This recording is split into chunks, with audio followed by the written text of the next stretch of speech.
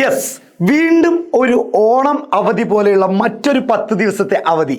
ഇത് നിങ്ങൾ പല വിദ്യാർത്ഥികളുടെ കയ്യിൽ നിന്നും പല ടീച്ചേഴ്സിൻ്റെ കയ്യിൽ നിന്നും ഒരു പക്ഷേ നിങ്ങളിങ്ങനെ ക്ലാസ്സിൽ നിന്ന് കേട്ടിട്ടുണ്ടാവും. ഇതിൻ്റെ യാഥാർത്ഥ്യം എന്താണെന്ന് പല കുട്ടികളും ഇങ്ങനെ മെസ്സേജ് അയക്കുന്നുണ്ട്. ശരിക്കും സാറെ തുടർച്ചയായിട്ട് 10 ദിവസം അവധിയുണ്ടോ, ഒന്ന് സാറ് പറഞ്ഞു തരാൻ നോക്കുമ്പോൾ അപ്പോഴാണ് ഞാനും ചിന്തിക്കുന്നത്, ശരിക്കും 10 ദിവസം ലീവ് ഉണ്ടോ, എന്താണ് ഇതിൻ്റെ നിജസ്ഥിതി? സാധാരണ ക്രിസ്മസിനും അതുപോലെ തന്നെ ഓണത്തിനുമാണ് 10 ദിവസം ലീവൊക്കെ കൊടുക്കുക. അതും 10 ദിവസം തികച്ചുണ്ടാവില്ല, 9 ദിവസമൊക്കെ ഉണ്ടാവുള്ളൂ.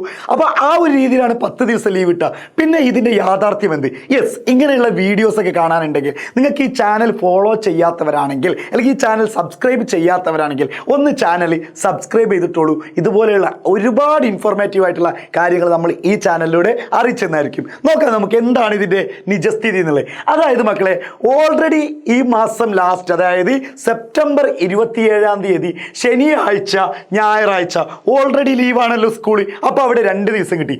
പിന്നെ ഇപ്പം ശരിക്കും 30 തീയതിയാണ് എന്തെന്ന് പറയുക, അതായത് ദുർഗാഷ്ടമി എന്നൊക്കെ പറഞ്ഞിട്ടുള്ള ആ സമയത്തിന് അനുസരിച്ചാണ് നമ്മൾ പുസ്തകം വെക്കുന്നത്. പുസ്തക പൂജയും ആയുധ പൂജയൊക്കെ കാണല്ലോ. അപ്പോൾ ഒരു വിഭാഗം ആളുകൾ എന്ത് ചെയ്യുന്നുണ്ട്, 29 തീയതി പുസ്തകം വെക്കണം ആ രൂപത്തിലേക്ക് പറയുന്നുണ്ട്.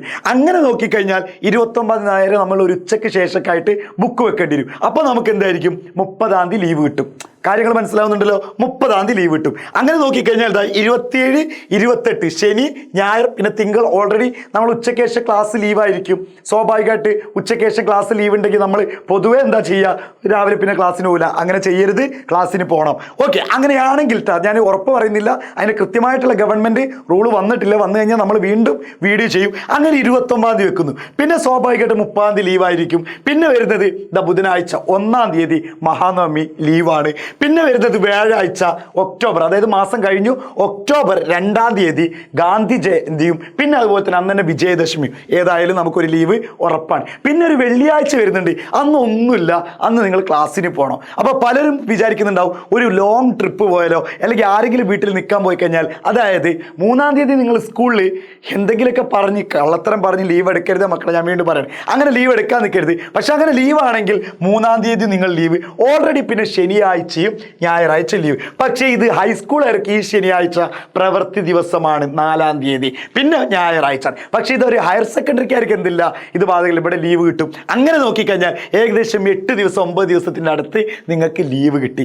ഇതാണ് പലരും പറയുന്നത് 10 ദിവസത്തെ ലീവ്, 10 ദിവസത്തെ ലീവ്. അപ്പോൾ ഇതിൻ്റെ കറക്റ്റ് നിജസ്ഥിതി ഇപ്പോൾ മനസ്സിലായല്ലോ. ഇതാണ് ഇനി. അപ്പോഴും ഞാൻ പറയുന്നുണ്ട്, ഈ 29 തീയതി 30 തീയതി ഇപ്പോഴും ഒരു ക്ലാരിറ്റി വന്നിട്ടില്ല. ശരിക്കും നോക്കുന്നത് കലണ്ടറിൽ നോക്കിക്കഴിഞ്ഞാൽ 30 തീയതിയാണ് നമ്മൾ പുസ്തകം വെക്കേണ്ടത്. പക്ഷെ അഷ്ടമിയുടെ സമയം നോക്കിയിട്ടാണ് നോക്കേണ്ടത്. അഷ്ടമി രാവിലെയാണെങ്കിൽ അതെന്തായിരിക്കണം, 29. കാരണം അഷ്ടമി ഈ പുലർച്ചെയാണ്, അതിൻ്റെ 30 തീയതിയുള്ള പുലർച്ചെയാണ് ഈ അഷ്ടമീൻ്റെ സമയം എന്ന് ഉദ്ദേശിക്കുകയാണെങ്കിൽ 29 തീയതി ഉച്ചയ്ക്ക് തന്നെ നമ്മൾ, അല്ലെങ്കിൽ ഏകദേശം വൈകിട്ട് തന്നെ നമ്മൾ എന്ത് ചെയ്യണം, ബുക്ക് കൊണ്ടുപോയി വെക്കേണ്ടത്. അങ്ങനെയാണ് പറയപ്പെടുന്നത്. പല വിഭാഗക്കാരും പലതും സൂചനയുണ്ട്. എന്തായാലും ഗവൺമെൻറ്റിൻ്റെ ഒരു ക്ലാരിറ്റി, ലീവ് വരുന്നവരെ നമുക്ക് കാത്തിരിക്കാം. അപ്പോൾ ഇതാണ് 10 ഡേയ്സ് ലീവ്, 10 ഡേയ്സ് ലീവ് എന്ന് പറഞ്ഞുകൊണ്ട് പല വിദ്യാർത്ഥികളും മെസ്സേജ് അയക്കുന്നത് നിങ്ങളെ തെറ്റിദ്ധരിപ്പിക്കുന്നത്. എന്തായാലും അത്യാവശ്യം ലീവ് തന്നെയായി. ഉറങ്ങാനുള്ളവർക്കൊക്കെ ഉറങ്ങാം എന്ന് ഞാൻ പറയുന്നില്ല. പുസ്തകം വെച്ച് കഴിഞ്ഞാൽ ഒരുപക്ഷെ നിങ്ങൾക്ക് പഠിക്കാനൊന്നും കഴിയുന്നുണ്ടാവില്ല. ബാക്കിയുള്ള ദിവസങ്ങളിലൊക്കെ നിങ്ങൾ എന്ത് ചെയ്യുക, മാക്സിമം പഠനത്തിനായിട്ട് മാറ്റിയേക്കുക. അല്ലാത്ത ദിവസങ്ങളിൽ നിങ്ങൾക്ക് എന്തെങ്കിലും പൂജകളോ കാര്യങ്ങളൊക്കെ ഉണ്ടെങ്കിൽ അതിലേക്കൊക്കെ ഉൾപ്പെടുക. ബാക്കി എല്ലാവരും എന്തായിരിക്കുക, ട്രിപ്പ് പോകേണ്ടവർക്ക് ട്രിപ്പ് പോവുക. ഇതൊക്കെ കഴിഞ്ഞാൽ വീണ്ടും നമ്മൾ പഠനത്തിലേക്ക് വരാണ്, ഉഷാറായിരിക്കുക. അപ്പോൾ ചാനൽ സബ്സ്ക്രൈബ് ചെയ്യാത്തവരാണെങ്കിൽ ചാനൽ സബ്സ്ക്രൈബ് ചെയ്യുക, സെറ്റാക്കുക. Bye bye.